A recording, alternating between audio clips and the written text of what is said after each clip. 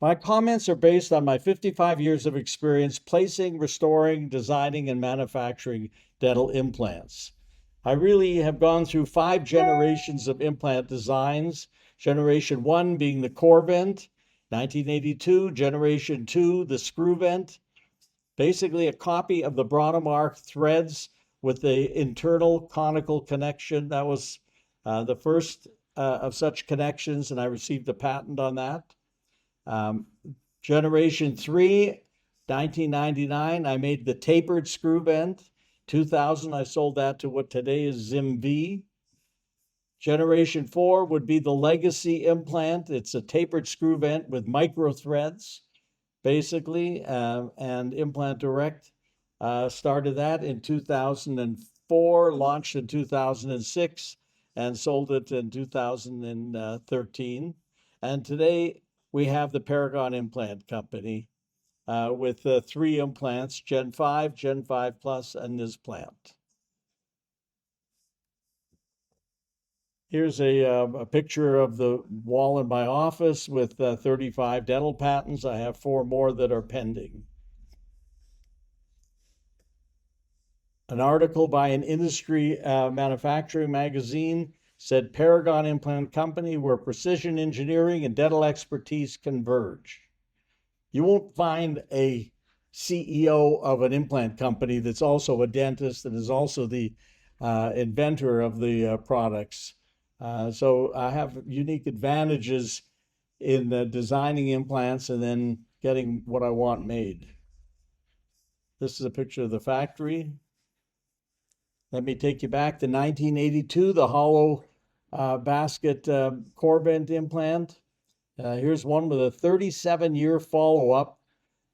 These 2 were placed on my mother-in-law in 1986, and they lasted until she passed at 99. They lasted 32 years. There's the screw vent and a core vent side by side. And you'll note that I used to keep the implant a millimeter above the crest. So here's the patent on the internal conical connection. The 40th anniversary is this year, and that really changed implant prosthodontics. Gave you a stable connection that allowed for a conventional crown and bridge on implants. It also allowed for narrower diameter implants. So here we have the Gen 1, Gen 2 is the straight screw vent, Gen 3 is the taper, Gen 4 is legacy, and the Gen 5, which is the Paragon implant that we're talking about today. Let's reimagine the team approach for private practice oral surgeons as technology and economics lead more GPs to place implants. What do the surgeons need to do to build and maintain a referral practice? First thing is take control of the decision-making process as to which implant system you will be using, as your professional reputation depends on the results and value you offer. I hear so many surgeons say, when I ask them what system you use, whatever the restorative doctor asked me. So they got 3 or 4 different restorative doctors that have been trained by different systems, and the surgeons end up doing 3 or 4 different systems. And rather than pick the one that they think will give them the best results and educate their restorative doctors as to why they're using that implant. Oral surgeons should be a mentor to their referring dentists wanting to start to place implants. The same company trying to sell you implants is trying to get your referral dentist into education programs to get them started placing implants or expand the number and type of cases they do. So you should develop a relationship with the restorative doctor to help him, guide him as to which cases might be advisable for him to do and which cases he shouldn't be doing until he develops the skill and knowledge. The first thing is to understand that while all implants can osseointegrate, not all implants are equally as successful long-term or as prosthetically versatile. Understand the prosthetic needs of each case. In full arch cases, the oral surgeon should be attaching the multi-unit abutments. Select the implant system you believe offers the best long-term success at a low enough price that you can buy the abutments or abutment coupons for your referring doctors. This saves them money and assures they'll not be using aftermarket cheap abutments on your implants. The aftermarket abutments, as we'll show, can cause implants to break. Even CAD milled abutments, they're made from some blank that may have been bought in China at $10 a piece. So only if you're using an abutment made by the manufacturer for that implant can you really be assured of the right precision fit. Understand what differentiates the implant you're using from others and be able to explain how your referring dentists and patients will benefit from the decision versus the attitude of whatever you want, I'll put that in. Now, implants are successful. There's no doubt. The clinical success of the Gen 3 tapered screw vent still sold by ZimV and the Gen 4 legacy implant are well known and documented and were the basis for the Gen 5 implant. So the ZimV publishes 10 different studies claiming 99.3 survival. Problem with these studies is they're prospective clinicians' reports of what they're doing. And whether survival means success or not is another thing, because it doesn't tell you how many complications they have. It doesn't tell you a lot of things. Now, there was one real controlled study by a prosthodontist, Dr. Cavallero, on the Gen 5, and he did have 100% success in 5 years. But here's a guy that really knows what he's doing and picks his cases. We also know there's plenty of complications. When you see articles like this, zeroing in on zero complications, the results from this study were the 5-year survival was 94 to 95%, and 16 implant survival was only 83%.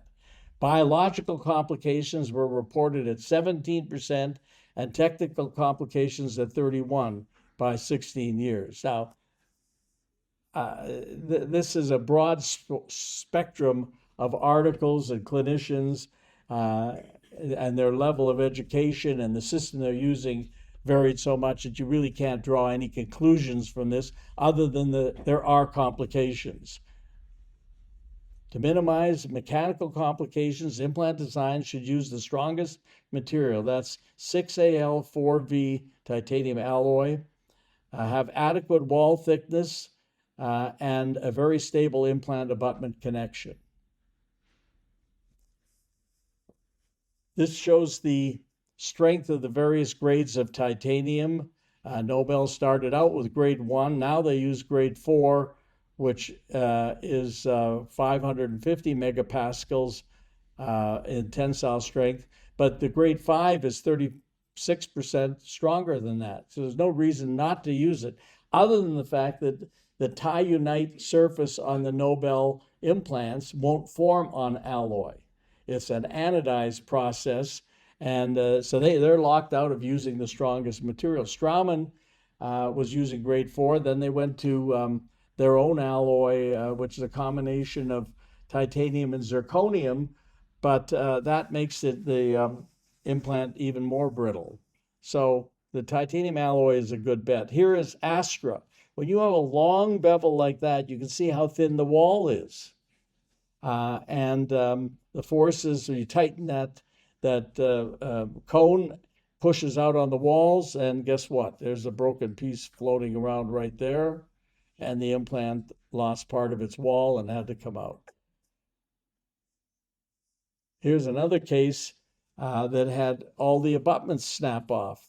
This one implant lost integration, put stress on all of these abutments that all had just one diameter internal shaft, regardless of the diameter of the implant. And these 3 snapped off, and all these implants were removed and replaced. And I wouldn't doubt that these 2 down here will eventually fracture. So you're going to hear a lot about the advantages of a single connection on an implant, that you don't need to keep inventory of different diameter abutments. This is Neodent has 7 implants. Straumann has 6 or 7 implants. Nobel just introduced a system with a single connection. And there are limitations to that, which I'll be discussing. We know there's complications because people are giving courses on them. Here's complications in implant dentistry, full arch complications, zygomatic implant complications. Here's something I pulled off the internet. A doctor says, "You guys won't believe this. I'm back with more broken abutments, 2 in like 10 days." So what's breaking? The hex on the abutment is snapping off. And that's because you're dealing with the smallest connection is being used on the widest implants. You have this big crown and this little hex, and that's not a good idea. Is there a perfect design implant, or are there too many biological and clinical variations to get you what you need in a single implant system? Over the last 40 years, we've eliminated certain implant designs based on research, clinical results, and changing procedures. We stopped using externally hexed connections because of screw loosening and leakage. We stopped using machine surfaces because of failure in soft bone.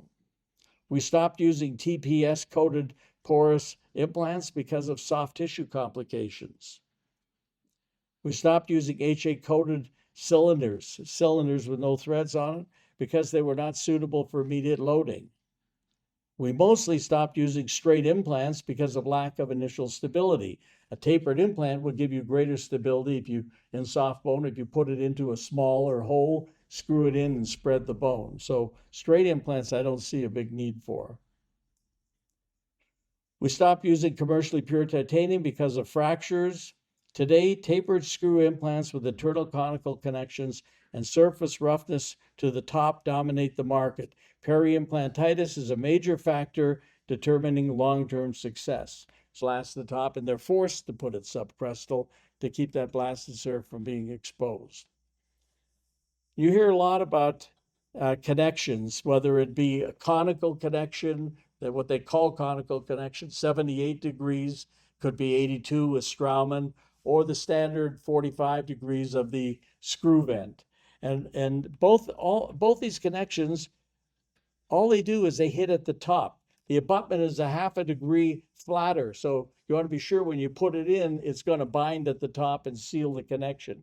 So if it's a longer bevel, it's just the bottom is just going wider apart the farther you go into it. Your stability is occurring at the opening to the internal shaft. So there's really no difference in stability between 45 and 78.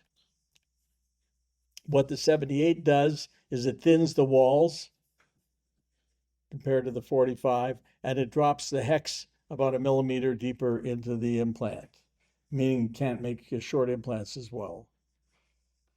So Nobel Biocare just introduced its S-series implants with a single 3.0 diameter connection. So they had I think a 2.5 just for their 3 millimeter implant. Then they had a 3.5 implant, which had the 3.0 connection, and they call that the narrow platform. Then they had a 4.3 and a 5 with a regular platform, 3.4, and then a 5 with a wide platform. So now they've gone with just one platform, and of course they had to go with their smallest 3.0 connection. And they know that the dentists are dropping implants subcrestal, but they're not dropping implants with smooth necks subcrestal. They're dropping the blasted implants subcrestal. But they went ahead and they said, okay, we're going to give you long abutments so that you could drop this implant 3 times deeper. Well, there's no need to drop an implant subcrestal if you've got a machined anodized neck on it. So the only justification for placing an implant subcrestal is to delay the exposure of the rough blasted surface, or to create running room to develop an acceptable emergence profile on wider implants with narrow diameter internal shafts. So if you've got just one narrow shaft, you need to drop it down a couple millimeters to create running room to get that abutment up to an acceptable diameter. All that goes away when you bring the implant to the crest of the ridge or a millimeter above, which my implants are designed to do. So we're going to be introducing, hopefully in August, the Tri-Active system. And that will have a Nobel compatible connection, and it will have two platforms. 4 implants will have the 3.4, and then the 3.2 will have the 3.0 platform. So I'm going to give you 4 implants with 1 platform for those people who think they want 1 platform. But what's unusual about this system is that I'm going to package it with a 2-piece healing collar. And that healing collar is friction fitted to the implant. So when you seat it on the implant, it doesn't fully seat. You need to tighten it. This particular one was 12.5 Newton centimeters in order to drive the parts together. So it's an interference fit. And by driving it in, you now cold weld the 2 parts together. Then you take off the cover screw, and now you've got 1 platform for all 5 implants that is the transmucosal part of a multi-unit abutment or a locator abutment. Nobel has 4 implants in their S series, the 3.5, 4.35, and 5.5. We have the 4.35 and 5.5, but instead of making a 3.5, I made a 3.2 and a 3.7, which is a better spread of ranges. And that allowed me to have a 3.4 connection in the 3.7 implant and have the same connection in all 4 of these. Okay, so here's the Nobel Active, has 4 platforms. Their new one has 1 platform, but they still did it in all of their straight and their Nobel Replace and their Nobel Active. Offered this new single platform system. What's curious to me is why would Nobel, having an implant like this, bring their new implant out with the blasted neck as well? Just didn't make much sense, because this is what you get when the Ti-Unite gets exposed. So if you look at the Gen 5 implant that we're going to be talking about, it comes with that same 2mm friction fit collar attached, $150. A $25 screw converts it to a multi-unit abutment. It's basically the Nobel on-one concept, where you have to buy these extenders and then attach the screw. But in this case, you screw in that collar and then you screw in your prosthesis to the top of that screw, versus one screw that passes through everything and locks into the implant. So this is going to be an exciting new system when we launch it in August. Just some pictures of it. And I've listed 13 different advantages of that system. So there was a podcast about a month and a half ago where they invited KOLs from 8 different systems, 9 systems actually, and Strawman didn't show up. And they asked him questions, and then they invited me a week later, or a couple weeks later, to do a penalty shot podcast where I analyzed what each one of these guys has said was an important factor of their implants. So what did they all have in common? Most of them had blasted surfaces to the top. The only one that didn't was Nobel, and our system doesn't have it. The key difference in implants is, can you achieve primary stability in soft bone on a routine basis? That's the number one question, because without that, you don't get osseointegration. I actually filed a patent along with Linkow as a co on that patent back in 1995, putting a tapered implant into an undersized socket to compress bone. And we wrote an article on it in 2000, and it's pretty well the way people treat implants today, undersized and soft bone. In immediate load cases, you need to get to 35 Newton centimeters. Zimvi did a study comparing the tapered screw vent to the Nobel Active implant. And Nobel Active has real deep threads. People think, oh, the deeper the thread, the higher the stability. But that isn't the case, because soft bone will mush into that big space there rather than compress it and push it back. The screw vent had 120 Newton centimeters of torque versus 93 for the Nobel Active and 60 for Straumann. You're 30. Keep going. Here's JB doing a taste. 35. He got a little tired, so I took over. 40. Good. 35. Okay, let me see. Yeah, keep going through. We got about a millimeter and a half to go. There you go. 60. Good. 65. Okay, let me see where we're at.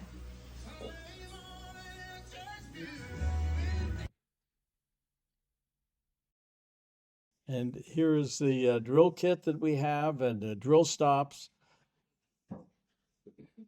And there's my 2 implants that JB placed to the lingual so that the screw would come through the right place. Okay, let's talk about the Versad drills for compressing soft bone.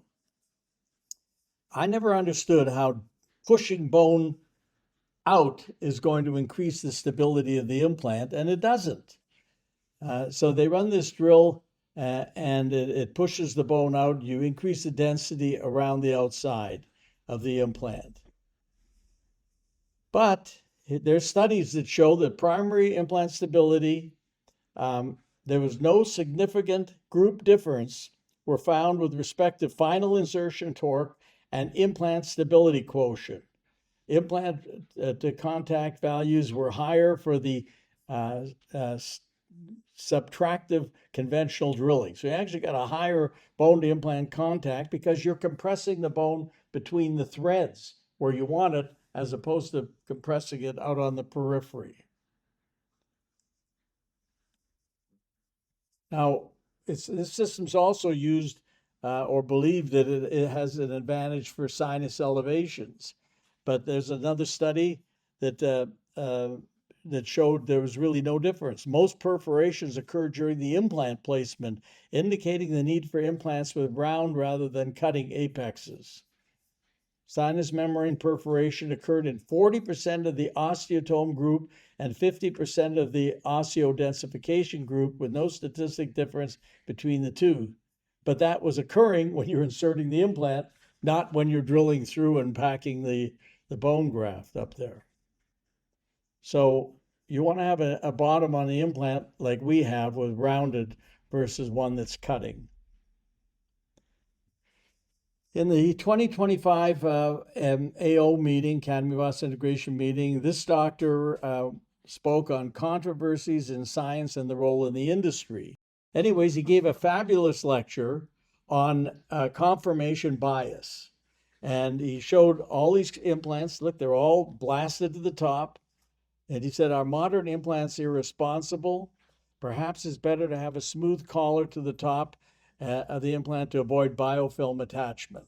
How prevalent is peri-implantitis? Ole Jensen pointed out the number of articles have increased dramatically from 30 a year in 1990 to 3,800 articles on peri-implantitis in 2021.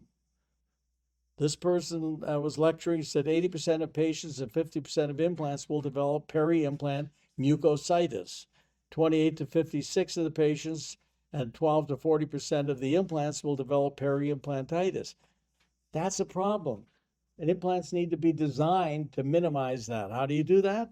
By getting the junction. Don't have the implant abutment junction 2 millimeters subcrestal. Get it supracrestal, or at least at the crest, and have a smooth neck, because bone will remodel and you don't want to be exposing the rough surface. Or you start out with an uneven surface. So if you had it level on the lingual, you might have a millimeter or 2 of exposed blasted surface on the labial. Yes, you could graft that, but that graft probably will partly resorb. Look at the disease model. Then there is a tendency for all of us as professionals, but also for lay people out in the community, the public, to attribute the risk factors predominantly to the patient, because it's a disease. If we then flip it and say, what if we look at it as a complication? Let's look at the complication model. Now, the minute you look at and frame something as a complication, The risk factors then have to be attributed much more broadly, which includes the patient, of course, but it includes the device, if it's an orthopedic device, the technique, and the clinician. So this is the natural way we would frame something if we regard it as a complication. If we then consider periimplantitis as a complication, how do we do this? And how do we change this in our mindset? Firm opinion that most cases of periimplantitis have an iatrogenic etiology. And that was established around the time of the treatment. Whether it was the surgery, whether it was the prosthodontics, or whether it was the analysis of the patients and the systemic factors and so on and so forth. Implant subcrestal, the bone will resorb down to the implant abutment junction. That's going to leave your connection in a deep tunnel. If your connection is in a deep tunnel, you can't really think about a cemented restoration because you never get the cement out if it creeped in there. But bring the implant up closer to the crest, whether it be the Gen 5 or the Gen 5 Plus. And then it's easy to clean the cement. Easy to see whether you really got the abutment seated also. The best surgery can be undermined by poor restorative procedures, failure to remove cement, screw retained crowns not fully seated, and uncleansable restorations. So surgeons need to give their restorative dentists the best chance for success. Move the implant abutment junction supracrestal to give better opportunity for full seating abutment and removal of residual cement. Wider implants require wider connections to give better emergence profile, 2 times periimplantitis with 30-degree emergence profile versus 15. And here's Implant Direct, all of the same diameter implant, 4.7. This one has the Nobel 3.0 connection on it, and you see that big dip in the undercut. This is the 4.7 with the 3.4 connection. They offer it both ways, but it still end up with a big dip versus the 4.7 with the standard hex, the 4.5 connection, and you get a nice emergence profile, easier to clean. Minimize use of angled implants to reduce need for angled abutments, which are harder to keep clean and experience more screw loosening. I'll show you that study in a minute. Patient hygiene is easier to execute if the top of the implant is machine versus rough. Annie Buser from Bern, Switzerland, and I have the big pleasure to be back at the Academy of Osseointegration annual meeting in Washington, D.C. I was invited to lecture about the 4 surgical key factors for successful outcomes with long-term stability. And this is valid for fully but also for partially edentulous patients. The number 1 key factor is the selection of an implant, and here we have a clear preference today to go for implants with a hybrid surface concept. That means with a machine surface in the transcrestal area. So you see on the right, he was using Straumann's tissue level implants with a 2.8 millimeter neck, but he's pushing half that neck down in below the crest, exactly the way Paragon Gen 5 is designed to accomplish, except we give you score lines and we give you an extra millimeter to the implant to make that easier.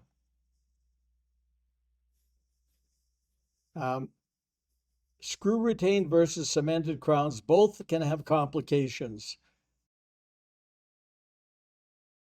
Cement in crown cannot leave residual cement. Aftermarket stock or CAD milled abutments may not fit that well either. So here's cemented residual cement left around that. But screwed in crowns don't always seat completely either. If you got a single tooth and you've got the contacts having a path of insertion like this, but the screw of the implant has a different path of insertion, that screw won't become fully seated, and you'll end up with open margins on screw retained restorations.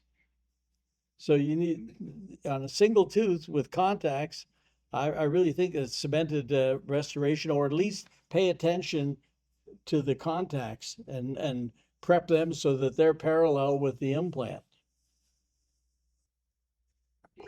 Here you see literature that is the mind-blowing publication by the Gothenburg group. See, this is Dirk's paper. There is a paper by Dirk's second one, and they show the difference, hybrid implants, non-hybrid implants, and the odds value. 6 times more failures, 4 times more infections in this Swedish group of implant patients with more than 25,000 implants in this registry. Or look this one. This is a comparison. 10-year studies. One is tissue level, that's our study. And the other one from Belgium was AstraTech implants, 3%, 17%. Or Dennis sent me these 2 papers here. That's with Massimo Simeon. This is an old Bronnemark type implants, and then Nobel Biocare Thionite. 4%, 33%.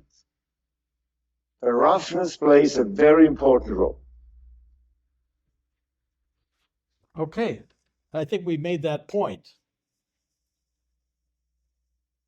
Yet Straumann, and this guy is their main KOL. He's a professor emeritus from Bern University, and he was president of ITI, which is their organization.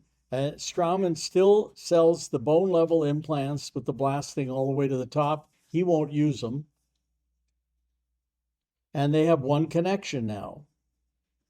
What happened in between? You see, these are all the implants we had on the market at that time, and now we see that we have gotten in the meantime more and more companies to get the information and to see what the future is. You see, we have had TLC of Straumann, Nevo from Toman, 5th generation Paragon I like the most, because I see in San Diego I had a huge debate with Sherry Niznick, and he was questioning very much what I said.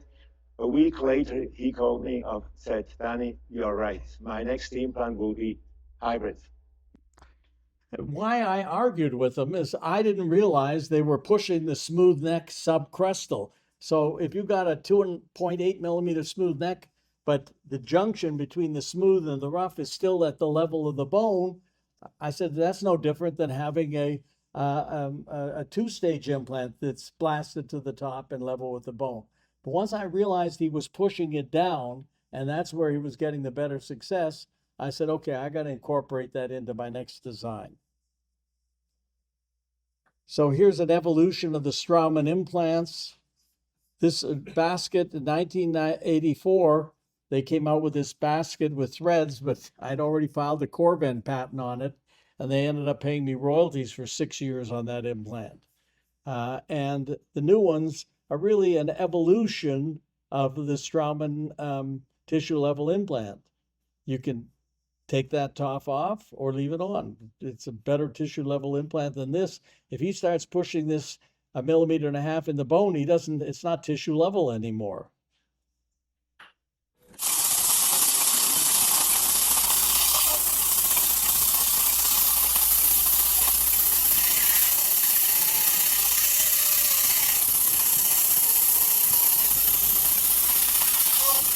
They're cleaning the tartar with a laser, but wait till you see, they got to clean subgingivally too.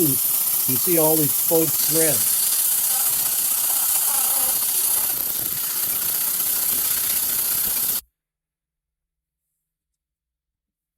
Why not use an implant with a smooth neck and avoid that problem? Because if you don't and you lose bone, now you're into grinding threads off in order to, or take the implant out. There's your choice. There's 2 companies that make devices to help clean the surface, because you can't graft over contaminated titanium. And the Galvo Surge, Straumann actually bought that company. So I just prefer starting out with that smooth neck. Let's hear what this periodontist had to say about my implant system. I love that you have the smooth color, because yes, we are more and more aware that we have to anticipate bone remodeling, and we want to make sure that when it does remodel, there's a favorable surface for the soft tissue to connect to as robustly as possible. And we know that A rough surface is going to catch plaque and promote inflammation. A smooth surface, you're going to get that soft tissue attachment that's going to be a lot more firm. So I love that.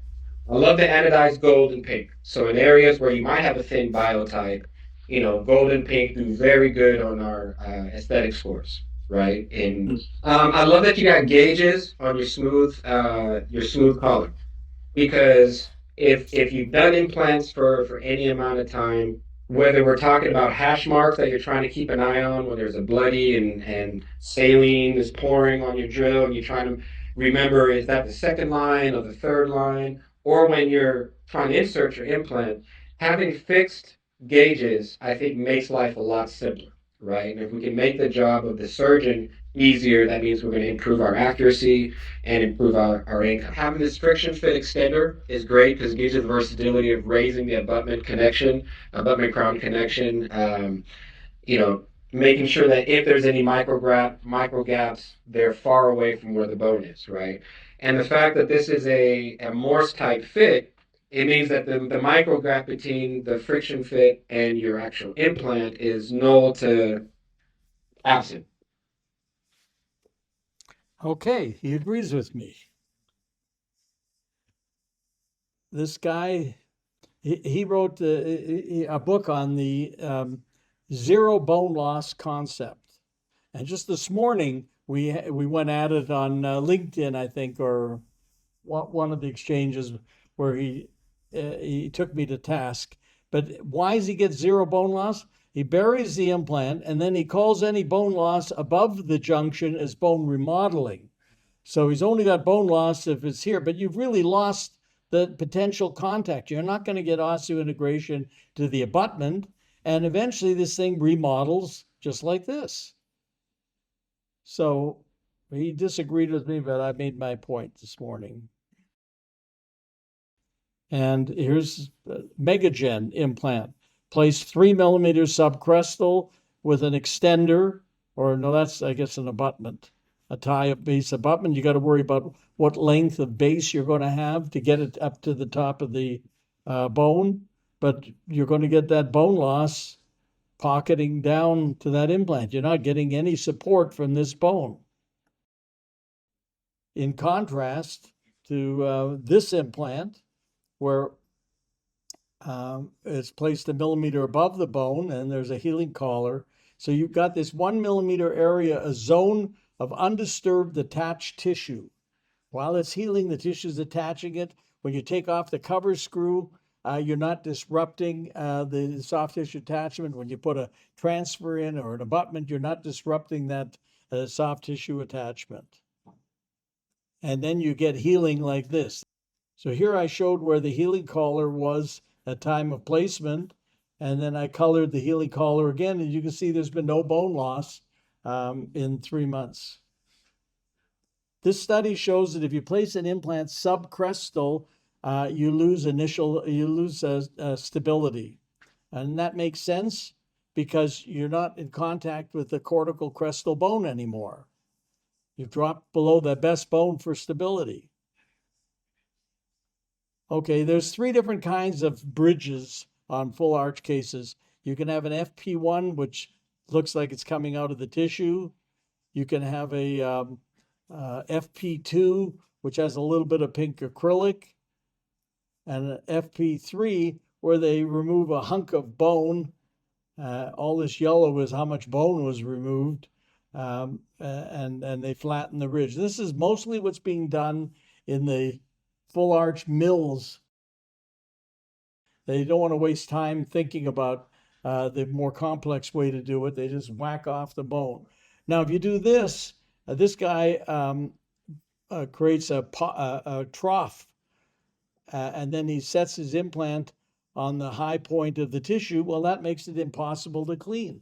If you put a floss in there, you're not going to be rubbing on the implant. It's not going to go down there. So that will be a problem. Now, this is really aggressive.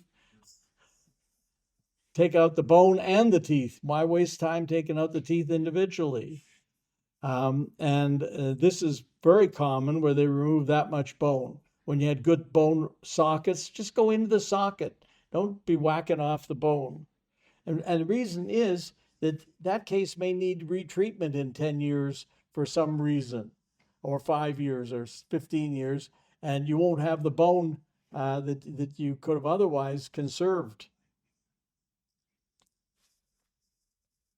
So we hear so much about all on four, developed by Paulo Malo in Portugal.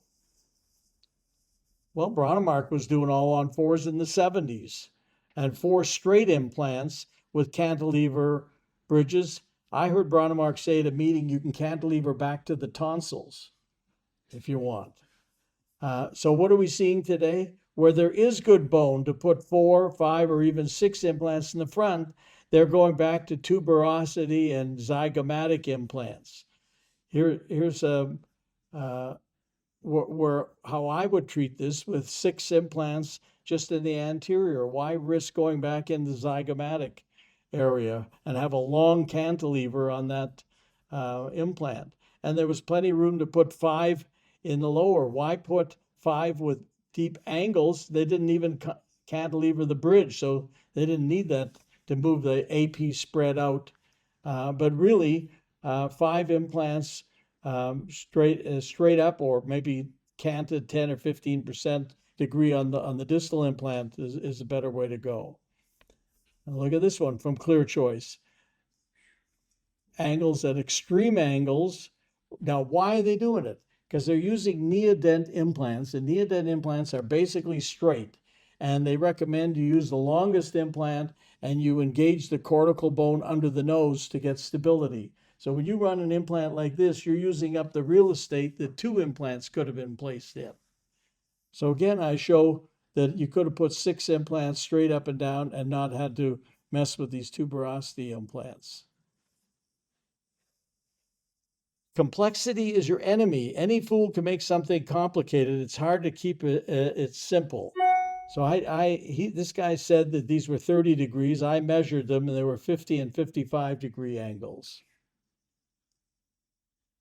And this is right from Neodent's recommendation to engage the cortical bone under the nose, but you don't have to if you've got an evenly tapered implant that will have firm anchorage even in a short implant.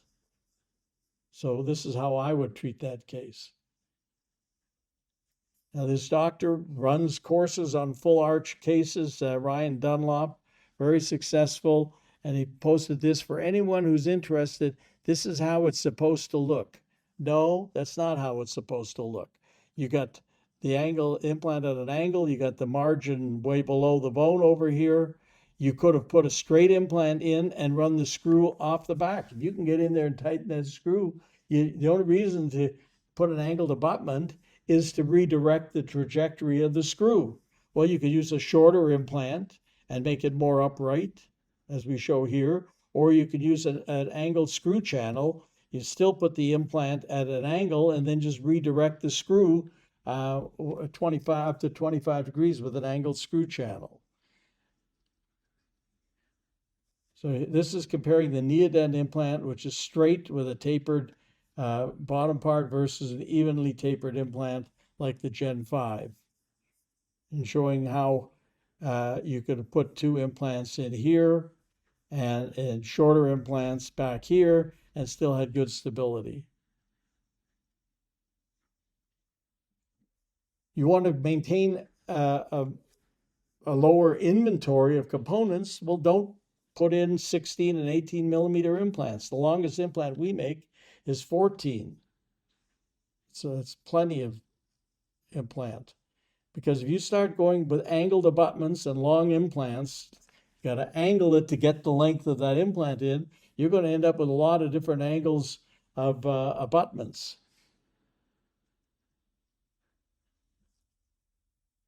And look at these angled abutments. Do you think the patient could ever get in there and clean that? I don't think so. You think that's not hard on the screw and going to encourage screw loosening? So try and keep them as straight as you can. It's just easier to restore. This study said angled multi-unit abutments, 7 times higher failure risk of screw loosening, increased stress under lateral loading, and slight increase in bone loss. And these are at 90 degrees to the implant. So here's an implant put in at an extreme angle and it failed. Patient couldn't clean it, took the implant out, did a zygomatic implant when you could have put two straight implants in that same space to begin with. And here we have the single platform concept of both Neodent and Straumann. And look at the emergence profile that you get on these wider implants. Big, wide platform shift, whereas it's under more control. With our system, the 5.5 to eliminate that shoulder, it fits over the shoulder. It's a friction fit, so we don't need the conical connection for stability. We got the interference fit, so we can seat it on the shoulder and get a nice emergence profile. Every internal connection really is platform shifted, but platform shifting might have had some relevance in external hex implants where the abutment was flexing and the gap was opening. It really has no relevance to an internal conical connection. There was a study. The present randomized clinical trial could not confirm the hypothesis of reduced peri-implant bone loss at implants restored according to the concept of platform shifting. So you hear so much about platform shifting. It's a turkey. Where that came from is 3i in the late 80s was having screw loosening with their external hex implant. That's all they had was external hex. So they said, well, let's make a wider implant so our abutment will be more stable. But they ran out of the 5 so they went to 5 millimeters from 4, but they didn't have all the 5 millimeter abutments. So they're putting 4 millimeter abutments on a 5 millimeter implant, and they came up with this story. Oh, look, we've medialized the junction. We've created room for a biological width. It never meant much to me. And what's Nobel now? Now they got one connection and they said, oh, increased platform shifting. Isn't that a good thing? Increased platform shifting.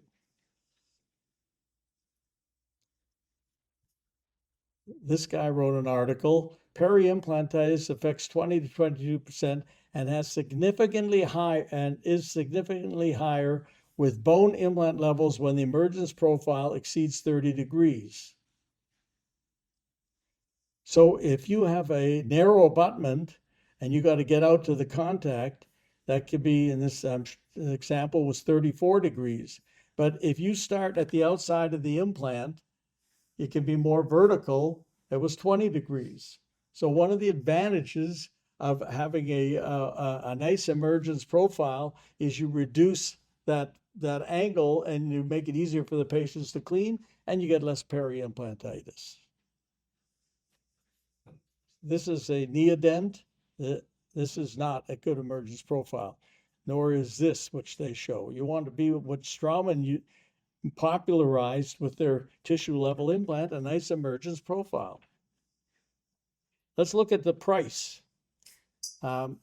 Nobel actually raised their price to $615 now. But if you look in descending order, ZimV is charging $555 for an implant that when I sold them the company, I was charging $150 for. And Straumann and BioHorizons. Then you get into the Korean implants that are $320 and $9 and $330. You got Neodent in Brazil at $289. MIS, the Israeli implant, $256. Implant Direct still reasonably priced at $220. Another Israeli implant, Norris, at $220, and Paragon at $129.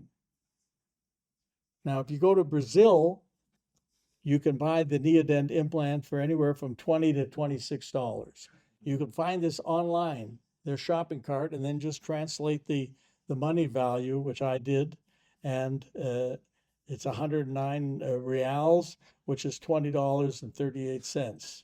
Or if you want their SL active type surface, their implant soaked in water, which is of no benefit, it's another $6. And abutments have a wide range of price also. If you take a simple straight abutment, we're going to charge $75 for it. Nobel is 262, Implant Direct's 132.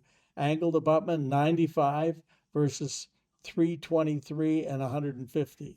Multi-unit abutments, we're again trying to keep 75 for straight, 95 for angled. So that's 75 versus what you see here.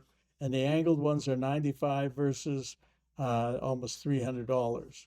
Locator attachment, again, 75 versus $249. And blanks, we're not going to be making blanks. So here we go, implants placed extremely subcrestal, and then you got to figure out how to get that margin up. This is typical of implants with threads to the top. When they get exposed, you get peri-implantitis. This is also typical. Here's where the bone started, here's where the junction is, and eventually the bone goes down to the junction. Much better to, if the bone is going to resorb, okay, but have the design of the implant to accommodate it instead of encouraging it. Soft tissue health, biofilm. The higher the surface roughness, the higher the mean peri-implantitis rate. So we know that. When you scale titanium, if it's got a rough surface, you knock loose titanium particles into the soft tissue, and that causes inflammation. Here's a case where this girl did a nice graft job, but wouldn't it have been better to have an implant with an anodized neck so when that bone remodels, you're not exposing the rough surface? Here's a study that showed subcrestal placement of the implant resulted in more bone loss. After 1 year, mean bone loss was 2.8 in the control group and 0.6 in the test group. Platform switched implants placed in a subcrestal position in vertical thin tissue showed statistically significant more bone loss than non-platform shifted implants. So I've been on the search for a one-piece implant for full arch cases since 1997. Different implants that I designed and patented. The screw indirect is very good from Implant Direct, but it has the limitation you don't have any vertical flexibility. So we had to make that implant in two different lengths, or we had to package an extender with the implant. But I think we figured it out with the Gen 5 Plus. But here's a case, 10-year follow-up on these one-piece screw indirect implants. And you see we're packaged an extender with it. And then if you use the extender, you had to use a different color snap-on transfer, not the orange, but a white, so the lab would know what screw to use. And here's a full arch case done with these implants. Beautiful tissue response to implants that don't have a junction. Published research and clinical experience should be the basis for eliminating certain design features and surgical protocols. There's enough research evidence to know that we should stop using implants with blasted to the top because of the incidence of peri-implantitis. There's enough clinical evidence of fractured implants to know we should stop using implants that are not made of titanium alloy.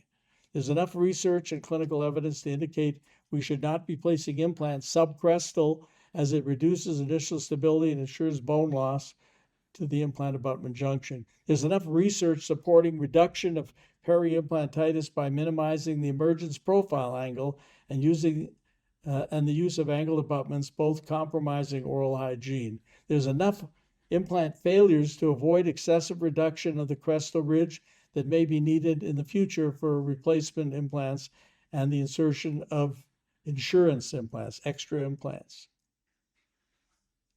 So we get into vertical flexibility. We got the Gen 5, Gen 5 Plus, and the Nizplant. This shows level with the bone, a millimeter above or partially above. There's a great variety of components that could go into the top of this extender. Standard screws, healing collars, locators, and then there are other abutments that'll go into it as well. You're looking at 150 for the implant and the extender and 25 for a screw. Now we can control the height of the abutment by what the height of the screw is that we put in.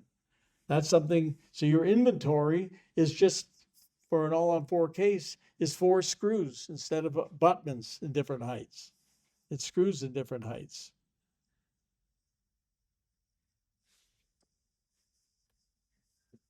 So let's take a look at this. That shows your friction fit connection that I developed in the early 90s. You can put a standard multi-unit abutment in. You can put a locator screw in. That screw's going through the extender and connecting to the implant. You can put a straight abutment, angled abutment. You got vertical flexibility. If the tissue recedes, you could take off that collar and go right to the implant.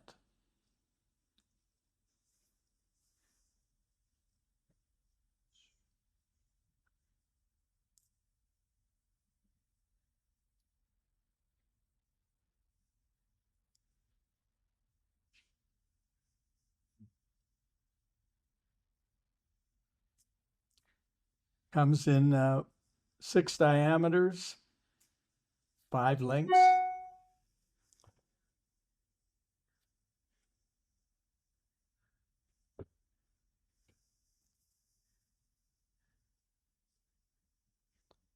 Here's a patent, believe it or not, on the first transfer. It was not till 1994 that we were transferring the rotational position of the hex to a working model so we could make a restoration indirectly. That was part of this patent that I had. Also included the friction fit connection, and it requires a retrieval screws to dislodge it.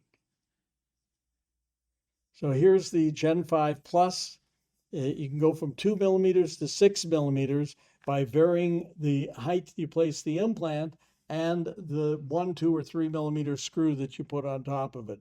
So your inventory would be 3 vials of 4 screws, and you're going to use one of those vials. You may not know which one you need, so you should keep an inventory. That's $300 of prosthetic inventory on an all-on-4 case versus one abutment from a Nobel, which would be more than all those screws. We even have a stronger screw type, a lower profile, a stronger screw, a 172 versus the standard 140 that Nobel popularized. So we'll finish. Here's JB's full arch case. Beautifully done. On the top, he didn't use the Gen 5 Plus, he used the Gen 5 with a straight abutment. On the lower, he used the Gen 5 Plus with a 0-degree screw. And the locator, the Nizplant, is a one-piece implant that gives you the locator platform on the top, but it also has a lead-in bevel internal hex connection. So you could do an overdenture and come back in 6 months or 6 years and on the same implants convert it to a fixed case.